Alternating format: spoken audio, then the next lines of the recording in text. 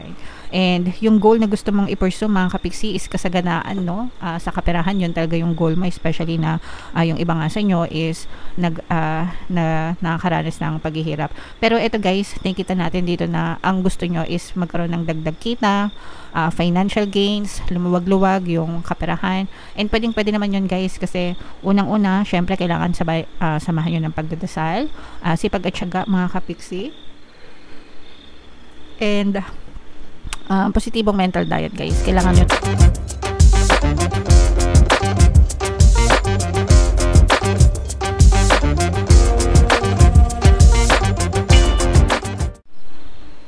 Hello guys, hello Aries, welcome back to Pinay Pixie Tarot. Ang pamagat ng episode natin for tonight is monthly check-in, panibagong serye mga kapiksi gagawin natin simula ngayong Abril dito sa ating channel guys. So shuffle ko to, hanapin ko yung energy ng Aries.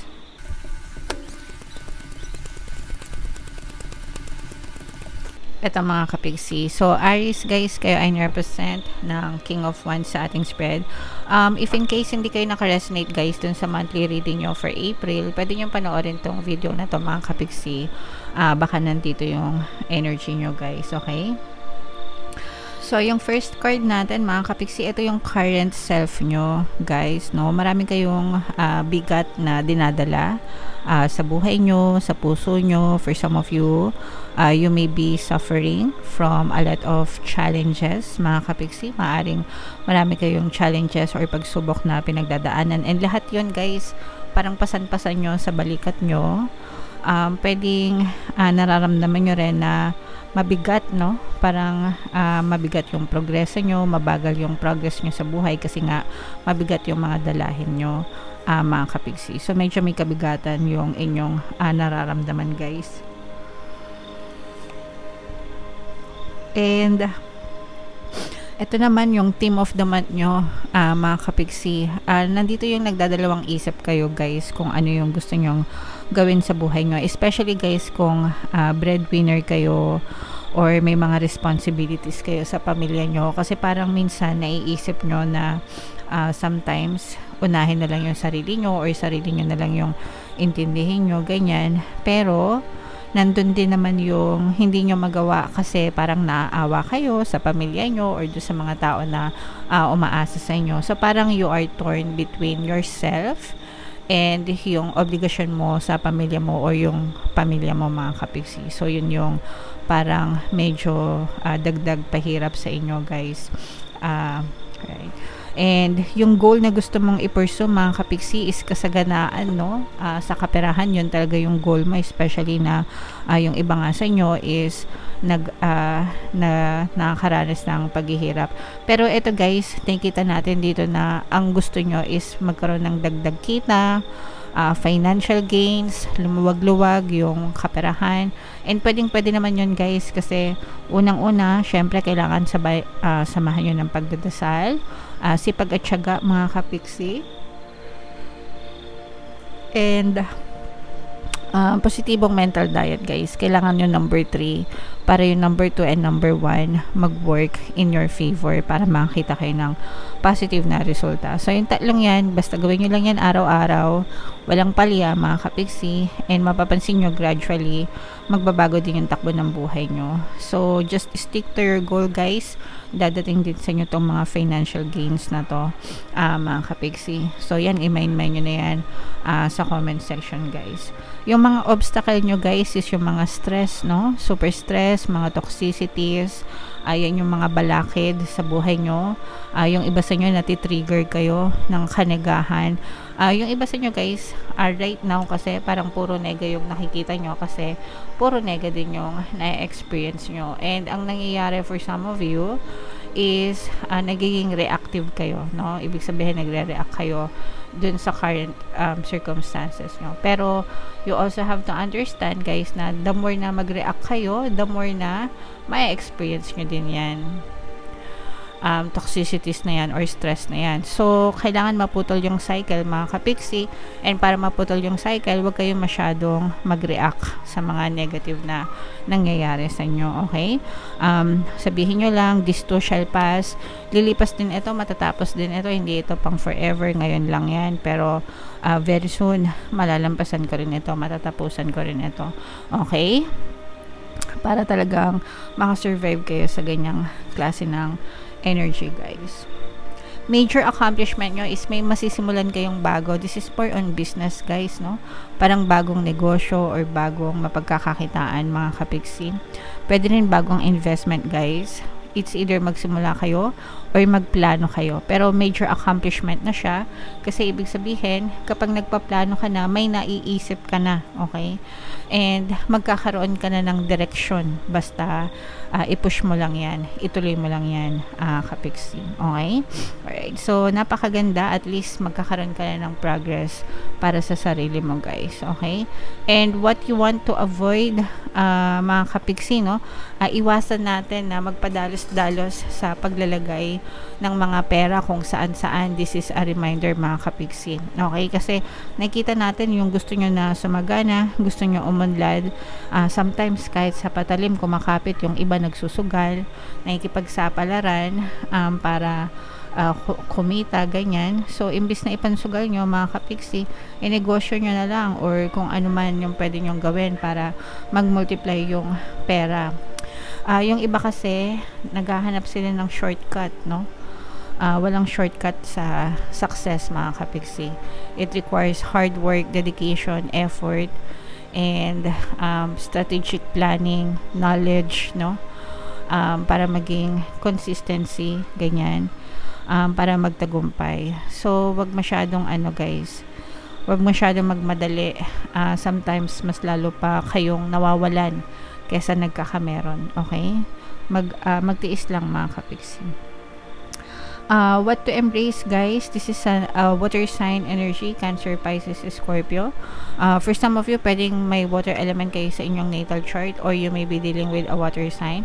Pero for some of you, this is referring to your emotions, mga kapiksi. Makinig kayo sa emosyon nyo. Malalaman nyo kung malungkot kayo or masaya kayo by listening to your emotions, guys. And kapag malungkot kayo, syempre, kapag masaya kayo, okay lang yan, guys. Tuloy nyo yan. Yan ang gusto natin sa buhay. Pero pag malungkot kayo, you have to cut the pattern of your thoughts and tulungan mo yung sarili mo para maging masaya. Kasi kapag malungkot ka, malungkot din yung pwede mo ma-experience sa buhay nyo. So, ayaw natin yan, mga kapiksi. Okay?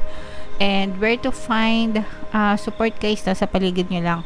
Ang maganda dito, guys, kahit na naghihirap kayo, isang sabi nyo lang sa pamilya nyo, tulungan nyo ako, nandyan lang sila, mga kapiksi. Sometimes kulang lang ng communication, no? Kulang lang ng communication, madibdibang usap. Pero pag kinausap nyo sila, guys, makikinig sila sa inyo and they will give you a helping hand. Okay? So, wag nyong sarilinin lahat, mga kapiksi. And advice and encouragement, guys, didinggin, ito napakagandang message nito, mga kapiksi, no? Didinggin din ni universe yung mga pinagdadasal mo. So, keep praying every day, keep on asking for help, and you have to help yourself as well. Guys, nasa Diyos ang awa, nasa tao ang gawa. And when it comes to your reality, 50-50% yan palagi. 50% is galing sa'yo and 50% is galing from the universe. So, you have to focus on yung 50% mo, guys. 100% nun, i-focus mo sa mga desires mo, sa mga gusto mo, sa mga hinihiling mo. The universe will pick it up and it will be sent back to you. Kung ano yung fino-focus mo, guys, yun lang yung pinipick up ni universe. Kaya, pag nag-focus ka sa positive, positive yung mapipick up ni universe, yun yung ibabalik niya. Kapag negative yung fino-focus mo, negative yung mapipick up ni universe, negative din yung ibabalik sa'yo. Okay? So, parang mirror, parang echo, mga kapiksi. Okay? Diba pag sumigaw ka, pag ma-echo, kung ano yung sinigaw mo, yun din yung babalik sa'yo. So, that's how manifestation works. That's how creation works. mga kapiksi, kaya always focus dun sa desires nyo. Ibibigay sa inyo yan, yung mga dasal nyo, mga kapiksi. Just keep on praying, okay? Right, so these are answered prayers, guys. I-mind nyo na to sa comment section. Itong mga answered prayers na to, itong financial gains na to, pag-unlad, pag-asenso sa kapirahan. Yan yung mga positive energies natin sa inyo, guys. Comment down below, mga kapiksi. So, tingnan natin kung ano yung additional message for you. Shuffle ko to, guys. Habang sinashuffle ko to, panoorin nyo muna yung video natin regarding sa ating paano mag-manifest ng abundance video course. Kapiksi, sawa ka na ba sa mga struggles at hirap sa buhay mo? Masipag ka ba at masikap sa buhay ngunit hindi ka pa rin umaasenso? Ilang beses ka na bang nag-attempt magnegosyo at mag-invest pero palagi ka pa rin nalulugi? Sa pagkakataon na ito ay maaaring may subconscious beliefs ka na nagiging balakid sa iyong pag-unlad at pagyaman. Introducing, paano mag-manifest ng abundance video course.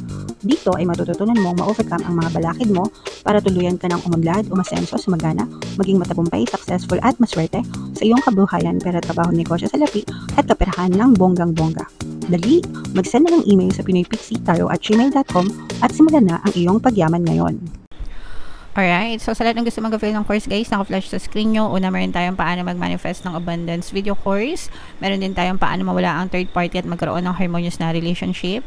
And meron din tayong email coaching, manifest your desires using the law of attraction. So, sa mga interesado mga kapiksi, mag-send lang kayo ng email sa pinoypixie@gmail.com. So, napakaganda ng message para sa inyo, guys. We have the Akasha energy. Your guidance is divinely guided. So, ginagabayan tayo, guys, palagi ni universe, kagaya nga nung sabi ko sa inyo, guys, diba, pagdating sa creation nyo, 50% galing sa'yo, 50% galing from the universe. And aside from that, guys, palagi din talaga tayong ginagabayan ni universe. Sa lahat ng mga galaw natin, mga kilos natin, mga plano natin sa buhay para hindi tayo mapahamak. Lahat tayo, guys, ay may mga gabay din, no?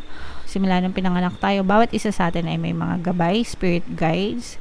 And yung role nila sa buhay natin, guys, is unang-una gabayan tayo, kaya nga gabay yung tawag sa kanila. Pangalawa, protektahan tayo, no?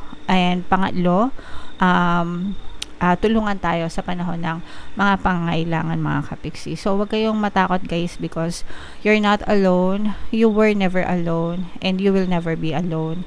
Mga kapiksi, palagi nandiyan yung mga spirit guides para tulungan kayo. Alright? Okay, so, yeah, comment down below, mga kapiksi, if feeling nyo naka-resonate kayo dyan. Yung mga magaganda dito, guys, i-mind nyo na sa comment section. For more tarot readings, guys, ito yung playlist nyo. Ito naman yung ating success stories ng paano mag-manifest ng abundance video course. Click here to subscribe, guys. Ito yung ating mga pampaswerte subliminals. Thank you for liking, sharing, and subscribing. See you again next time. I love you all, mga kapiksi. Have a nice day. Bye-bye.